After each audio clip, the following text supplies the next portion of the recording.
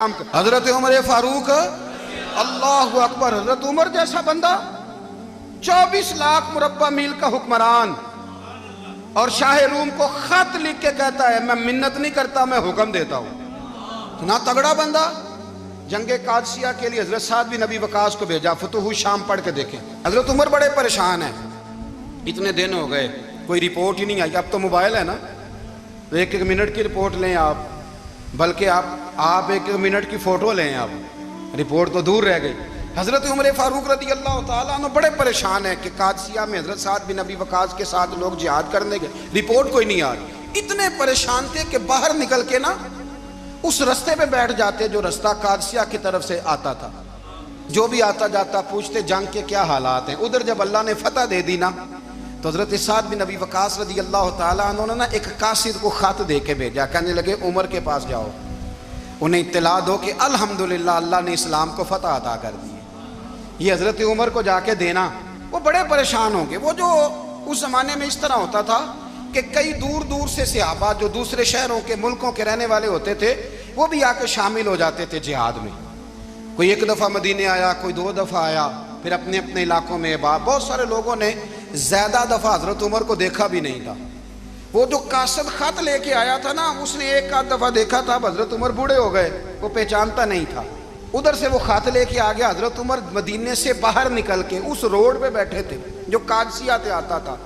جب وہ اس آدمی کو آتے دیکھا تو حضرت عمر اٹھ کے کھڑے ہو گئے, فرمانے لگے قادسیہ سے آ رہے ہو؟ وہ کیا کہتا ہے؟ پھٹے پرانے کپڑے, ٹوٹے ہوئے جوتے, سر پہ پرانی پگڑی. کہنے لگے غلام مدینے کے رہنے والے ہو؟ حضرت عمر کہنے لگے ہاں مدینے کا ہوں. کہا میں قادسیہ سے آیا ہوں, الحمدللہ اللہ نے اسلام کو فتح دے دی ہے, الحمدللہ کفر کی کمر ٹوٹ گئی ہے. اس نے یہ بات کر کے تو گھوڑے کو ایڑی لگائی, گھوڑا دوڑنے لگا مدینے کے. حضرت عمر بھی ساتھ ساتھ دوڑ رہے. فرمانے لگے اچھا بتاؤ خالد بن ولید کا کیا حال ہے؟ تھوڑا آگے جا کے فرمانے لگے اسامہ بن زید کیسے ہے؟ وہ کہتے ہیں ٹھیک ہے. پھر اس نے اور گھوڑا. عمر ساتھ ساتھ دوڑ رہے ہیں, ساتھ ساتھ. 24 لاکھ مربع میل کا حکمران, ایک جوتا پیر سے نکل گیا, عمر دوڑ رہے ہیں. آگے جا کے پوچھتے ہیں سعد بن ابی وقاص کا کیا حال ہے؟ کہا حضور وہ بھی ٹھیک ہے. کتنے لوگ میرے شہید ہو گئے مسلمانوں میں سے؟ کہنے لگا صحیح گنتی کا نہیں پتا, یہ لفظ ادا ہوتے ہوتے مدینے کی سرحد آ گئی. لوگوں نے عمر کو گھوڑے کے ساتھ دوڑتے دیکھا تو کہا امیر المومنین کیوں دوڑ رہے ہیں؟ وہ غلام چھلانگ لگا کے نیچے آیا, قدموں میں بیٹھ گیا. کہنے لگا حضور آپ نے بتایا ہی نہیں آپ امیر المومنین ہیں. آپ فرمانے لگے کیا بتاتا, میں تو اونٹ چرانے والے کا پتر ہوں, کیا بتاتا. وہ عمر ہوں جس نے اپنے گناہوں کا حساب دینا ہے, کیا بتاتا. جو سعد بن ابی وقاص کو جہاد پہ بھیج کے خود بزدلوں کی طرح گھر میں بیٹھا ہے, کیا بتاتا. کوئی حیثیت نہیں, کوئی تار. تو نے اچھا کیا, تو تو مجاہد تھا, مجھے ساتھ ساتھ دوڑایا, تو نے اچھا کیا. جتنے لوگ تھے چیخیں مار کے رونے لگے. حضرت فاروق اعظم سے کہنے لگے عمر جب تک تیرے جلوے رہیں گے اللہ کامیابیاں ہی عطا فرمائے گا, جب تک تیرا رنگ رہے گا اللہ تعالیٰ نوازتا ہی رہے گا. کچھ نہیں کبھی اپنا آپ ظاہر ہی نہیں کیا. بہت بڑے تھے, بہت بڑے تھے حضرت عمر, بڑے تھے.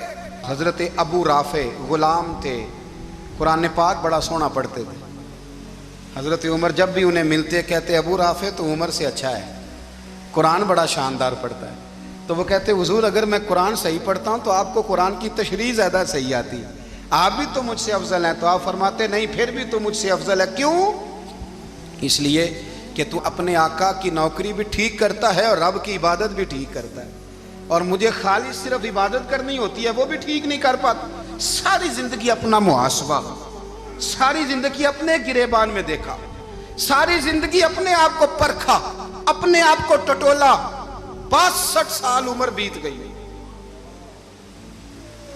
حضرت حذیفہ بن یمان ایک صحابی تھے, میرے نبی کریم علیہ السلام نا ان سے راز کی باتیں کرتے تھے.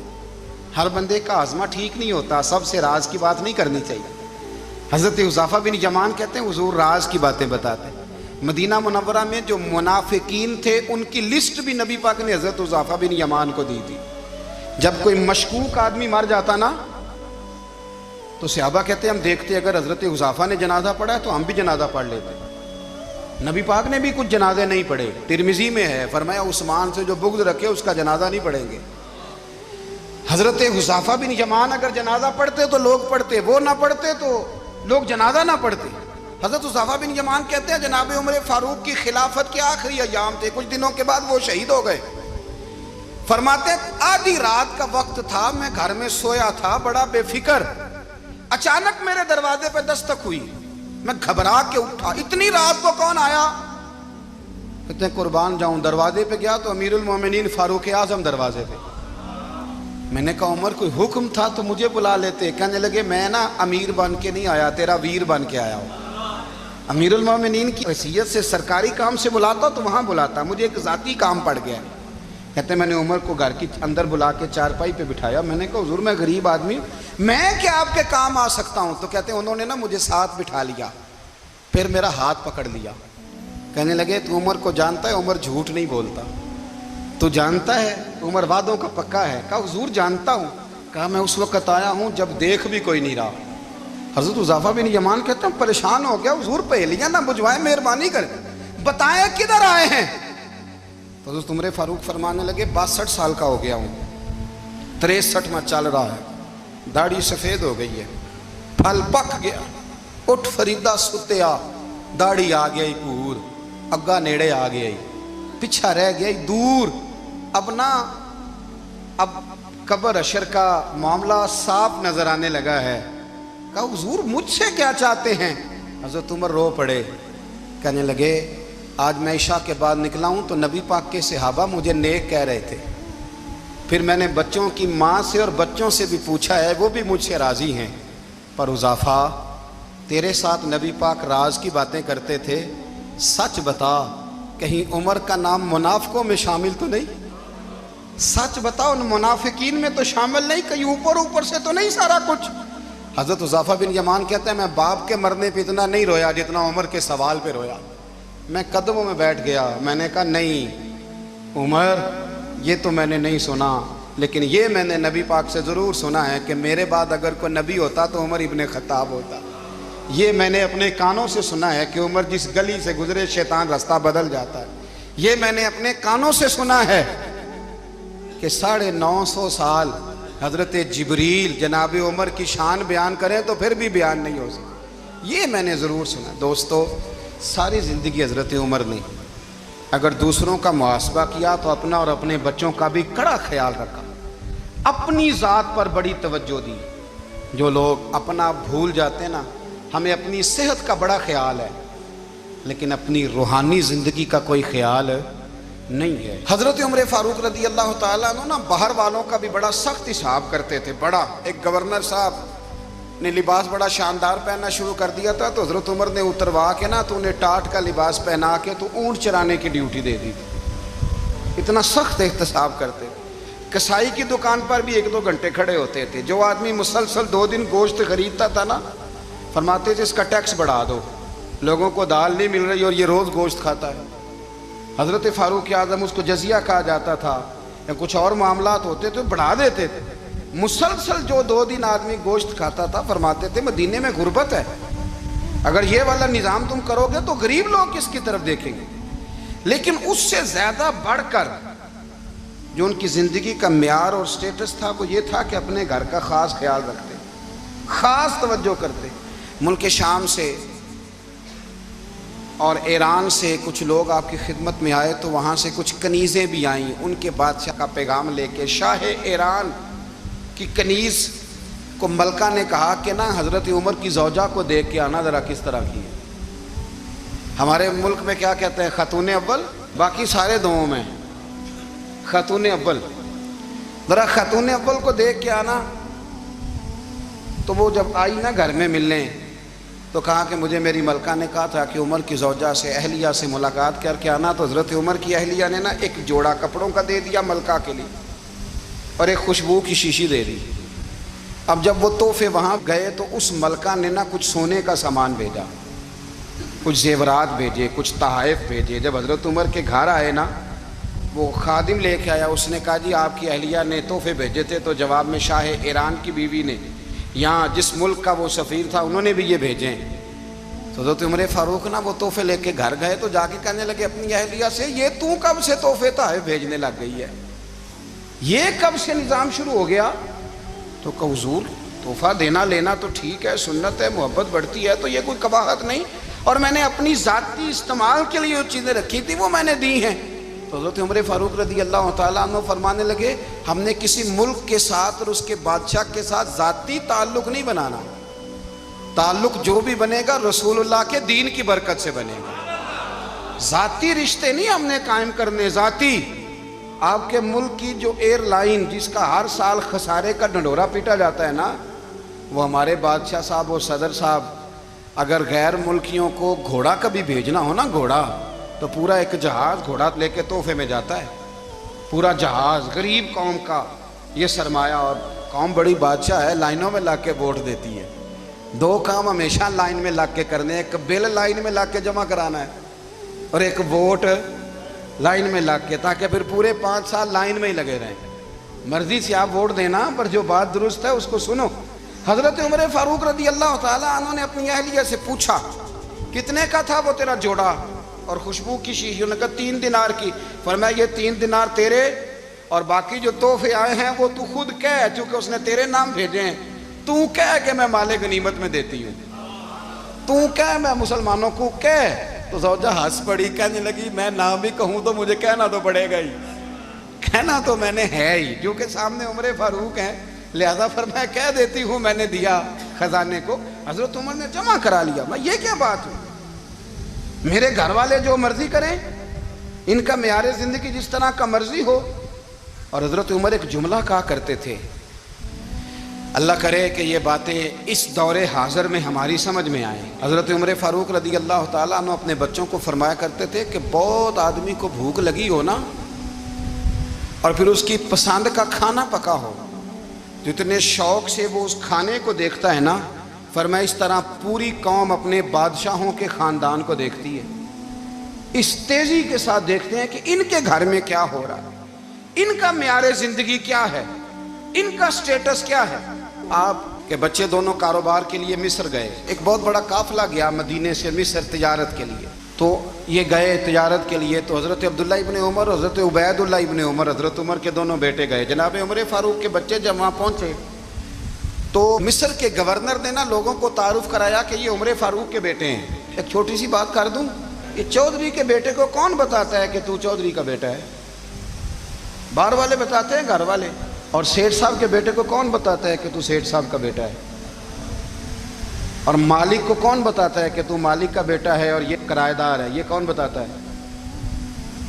یہ سوچ ہم دیتے ہیں بچوں کو، چودھری اور کمی کی سوچ، امیر اور غریب کی سوچ، مالک اور کرایہ دار کی سوچ، گھر کے مالک کی اور کام کرنے والے کی سوچ، یہ ہم دیتے ہیں۔ یاد رکھنا، یہ ہم دیتے ہیں، یہ ہمارا مزاج ہے، یہ باہر سے نہیں آتی۔ تو کوئی شہزادہ ہے، تو سیٹھ ہے، تو نواب ہے، یہ سوچ باہر سے نہیں آتی، یہ اماں سوچ دیتی ہے، اماں، یہ ابا سوچ دیتا ہے۔ اور پھر جب تباہی اترتی ہے تو اس کے ذمہ دار بھی باہر والے نہیں ہوتے، گھر والے ہوتے ہیں، گھر والے۔ ہمارے بچوں کی طبیعتوں پر زیادہ نقش باہر والوں کا نہیں ہوتا، گھر والوں کا ہوتا ہے، یاد رکھیے گا۔ حضرت عمر فاروق رضی اللہ، بچے ہیں، شہزادے ہیں، وہ کاروبار کرنے گئے اور وہاں بتایا گورنر صاحب نے کہ یہ فاروق اعظم کے بچے، امیر المومنین کے۔ لوگوں نے ان سے زیادہ مال خریدا، تجارت میں زیادہ نفع ہوا، ظاہر ہے کہ وہ آپ کے جو اللہ خیر کرے حکمران ہیں، ان کے کاروبار کتنے ملکوں میں ہیں، کس بنیاد پر ہیں؟ وہ صرف اس بنیاد پر کہ وہ حکمران رہے، ان کے لیے آسان تھا بڑے لوگوں سے تعلقات بنانا۔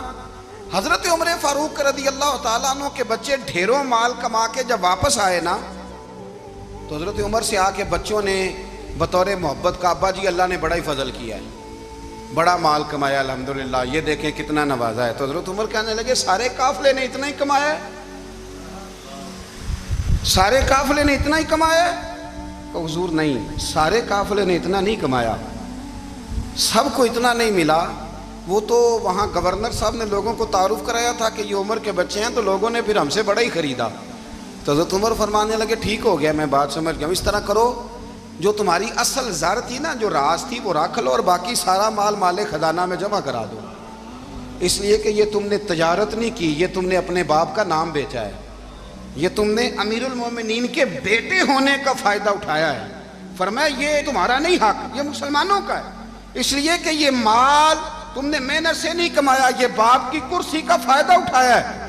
اور فرمایا اگر تم نے مال جمع نہ کرایا تو میں مال بھی لے لوں گا زبردستی اور کوڑے بھی ماروں گا، ڈبل سزا دوں گا، مرضی سے جمع کراؤ گے تو کوڑوں سے بچ جاؤ گے۔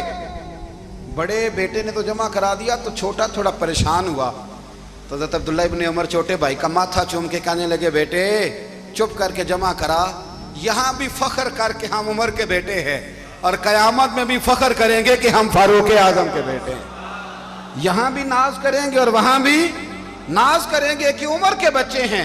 ہمارے باپ نے خود بھی حلال ہی کھایا ہے اور جب ہماری کمانے کی باری آئی ہے تو ہمیں حکم بھی حلال کھانے کا دیا۔ بھائی ہمارا مزاج دے، بچہ جب لے کے آتا ہے 2 لاکھ روپیہ تو کبھی پوچھے کہاں سے آیا ہے؟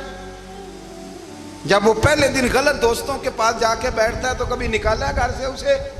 یہ بہت سارے خمیازے ہمیں اس لیے بھگتنے پڑتے ہیں کہ ہم ابتدا میں سوراخ بند نہیں کرتے، جب اس میں شگاف پڑ جاتا ہے، سیلاب آتا ہے تو ہمیں ہوش آتی ہے۔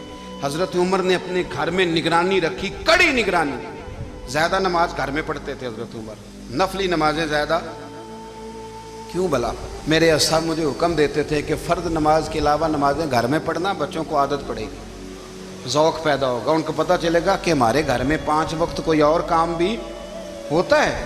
بھائی یاد رکھیں کہ آپ نے اگر سجدہ کرنا ہے تو بچہ لیٹ جائے گا، اسے پتہ کوئی نہیں سجدہ کیا ہے، لیکن جب گھر میں کبھی قرآن ابا جی کھول لینا، میں اکثر کہتا ہوں جب ابا جی کا موڈ بن جائے نا لیکچر دینے کا، وہ گھر میں شروع ہو جاتے ہیں، کہتے ہیں آپ لوگ نماز نہیں پڑھتے اس لیے میرے کاروبار میں برکت کوئی نہیں، تم سویرے قرآن پاک نہیں کھولتے تو میں تباہ ہو گیا ہوں۔ تو میاں آپ نے کب گھر میں قرآن پاک کھولا تھا؟ آپ نے کب نماز پڑھی؟ آپ نے کب گھر کے اندر اللہ رسول کا ذکر کیا تھا؟ آپ نے کب حدیث چھیڑی؟